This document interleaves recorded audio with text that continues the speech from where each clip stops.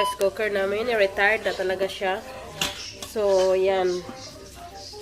Retirement na talaga. Ito sa ating new sunbeam rice cooker. At saka si Bear here, i-cook natin. Ay, you're so cute. Hello? Turn around.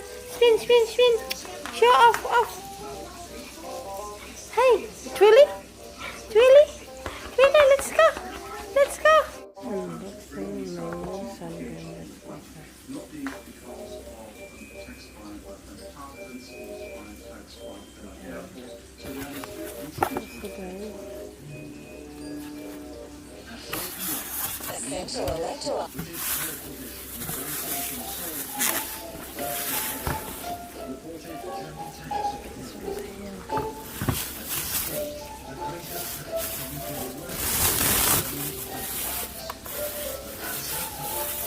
My new rice cooker.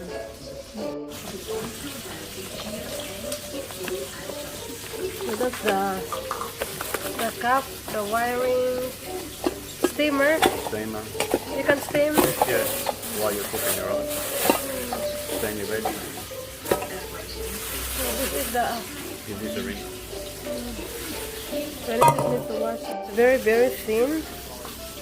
Hindi na, simple na ni Baba. So it's nearly. So yan, turn it on na. Disconnect the wires there and then. Ideal for steaming fish and vegetables. So there you go. What is one now? Bobby, Yeah. look. Ah, so it's transferring into keep now. Look the lid on. So and then cook. Now cook. And then it should be right. Wait for maybe 15 minutes.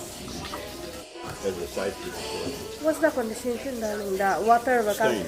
The steam will going there. Excess steam. So gonna start now. So time check. Put in there. 1.5 cup.